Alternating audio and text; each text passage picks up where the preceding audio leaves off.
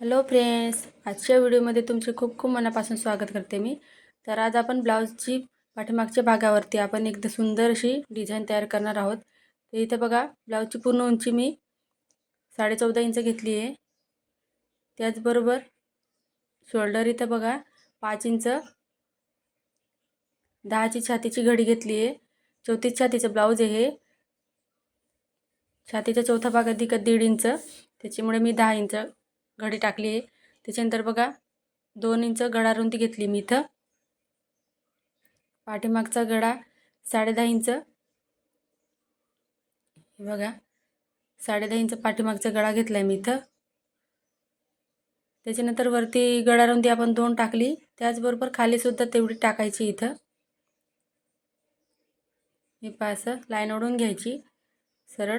त्याच्यानंतर बघा इथून बॉक्स बनवायचा आहे आपल्याला इथं, त्यासाठी सरळ लाईन ओढून घ्यायची. आता जिथं आपण खाली 2 इंच गळा रुंदी टाकली होती तिथून पुढे आपल्याला इथं पाव इंच, तुम्ही इथं एक अर्धा किंवा 1.5 इंच तुम्ही तुमच्या आवडीनुसार गळा हा मोठा लहान मोठा घेऊ शकता.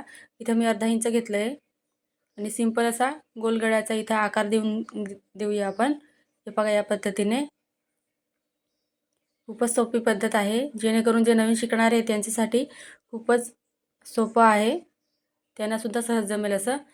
हे पहा, या पद्धतीने असं डार्क करून घ्यायचं आहे खडूने आणि अस्तरचं कापड असं पलटवून हे छापून घ्यायचं आहे. असं केल्याने काय होतं की गळा इथं जेवढा आपल्याला पाहिजे तेवढाच राहतो. आणि जर कट जर केला आपण अस्तर पहिलेच गळा आहे तसाच, तर गळा मोठा होतो. कारण शिवताना काही जे नवीन शिकणारे आहेत ते एक्स्ट्राचं अर्धा किंवा पाव इंच जास्त शिवून देतात, त्याच्यामुळे मग गळा मोठा होऊन जातो. तर शोल्डर उतरण्याची शक्यता असते तशी. असं जर केलं तर मग गळा आपला आहे तेवढाच राहतो. त्यासाठी बघा इथं या पद्धतीने गळा जो आपण छापला होता तो या पद्धतीने आखून घ्यायचा आहे. त्याच्यानंतर बघा इथं ब्लाऊज पीसचं कापड घेतलं आहे मी, त्याच्यावरती हे अस्तर ठेवायचं आहे. टाचन असेल तर टाचन टोचून घ्यायचे इथं बघा, जेणेकरून ते कापड इकडे तिकडे हलणार नाही म्हणून. आणि गळा आहे तसा शिवायचा पहिले, घाई अजिबात करायची नाही, जेणेकरून जो आपण आकार दिलेला आहे तो व्यवस्थित आपल्याला शिवता येईल म्हणून. हे बघा या पद्धतीने. त्याच्यानंतर खालचा भाग बघा, कमरेच्या भागाला सुद्धा अर्धा इंच तशी टिप मारून घ्यायची इथं. इथे बघू शकता तुम्ही, या पद्धतीने टिप मारून घ्यायची आहे, टाचन काढून घ्यायच्या. त्याच्यानंतर खाली बघा ब्लाऊज पीसचा जो कापड दिसतोय एक्स्ट्राचा, तो आपल्याला इथं कट करून घ्यायचा आहे. इथं बघू शकता तुम्ही, या पद्धतीने कट करून घ्यायचा तो. हे पहा असं. त्याच्यानंतर छोटे छोटे कट मारायचे. पाव इंचावरती कट केलं आहे तिथं, जिथपर्यंत आपण शिलाईची लाईन दिसते खडूची तिथपर्यंत आपल्याला कट मारायचे आहे, जेणेकरून आपला गळा हा व्यवस्थित पलटवला जाईल. आणि या पद्धतीने बघा गळा पलटवून घ्यायचा आहे व्यवस्थित. हे पहा. त्याच्यानंतर थोडं थोडं असं धरत धरत आपल्या इथं थोडं थोडं पकडत इथं टिप मारायची. खालचा कापडसुद्धा ब्लाऊज पीसचा व्यवस्थित धरायचा, त्याच्यानंतर अशी टिप मारून घ्यायची आहे.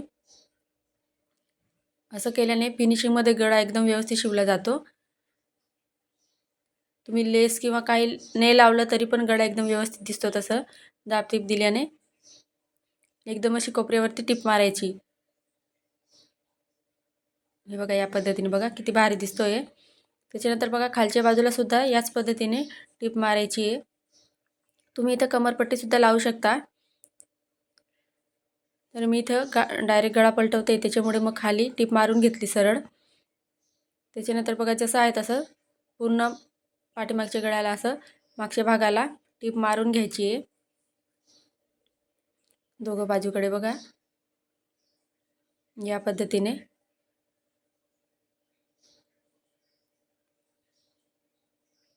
त्याच्यानंतर बघा जे एक्स्ट्राचं कापड दिसतं आपल्याला इथं ते कट करून घ्यायचं आहे. इथं बघू शकता तुम्ही, या पद्धतीने कट करून घ्यायचं सावकाशपणे. हे पहा, या पद्धतीने बघा. त्याच्यानंतर बघा इथं मी एक कापड घेतला आहे हिरव्या कलरचा, डिझाईन बनवण्यासाठी 2.5 इंचाचा घेतला आहे बघा. तर सरळ बाजू घेतली त्याची आणि असं या पद्धतीने फोल्ड करायचं आहे त्याला आणि सरळ अशी टिप मारून घ्यायची पहिले. हे पहा, सरळ कापड जर मोठा नसेल तर तुम्ही जॉईंट करून घेऊ शकता. हे पहा, असं या पद्धतीने टिप मारून घ्यायची आहे. इथं बघा. त्याच्यानंतर आपल्याला इथं छोटे छोटे प्लेट घेऊन फ्रिल बनवायची आहे. खूप सुंदर अशी आणि सोपी डिझाईन आहे. तर प्लीज तुम्ही व्हिडिओ पूर्ण बघा. आवडला असेल तर लाईक करा आणि काय अडचणी येत असतील तर कमेंट करू शकता. मी तुमचे उत्तर देण्यासाठी इथं तत्पर आहे. हे बघा, या पद्धतीने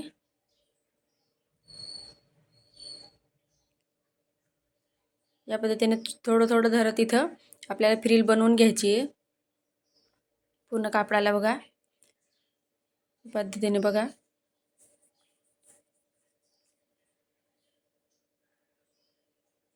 जेवढा कापड आहे तेवढी फ्रिल बनवून घ्यायची इथं. बघू शकता तुम्ही.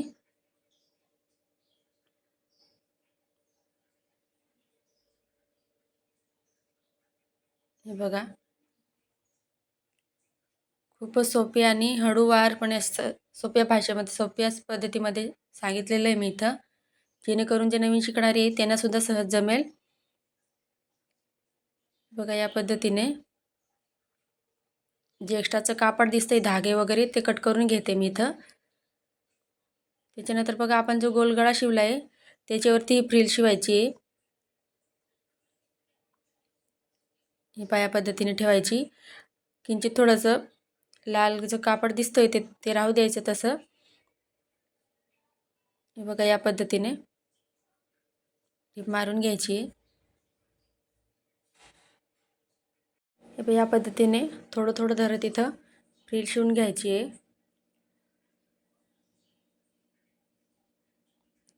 बघा, इथं बघा थोडीशी राहून गेली, पण शोल्डरमध्ये दाबली जाईल ती, त्याच्यामुळे मी काही दुसरा कापड जॉईन नाही केला.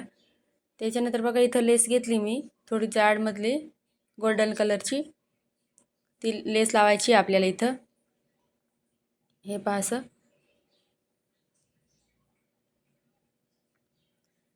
बघा, या पद्धतीने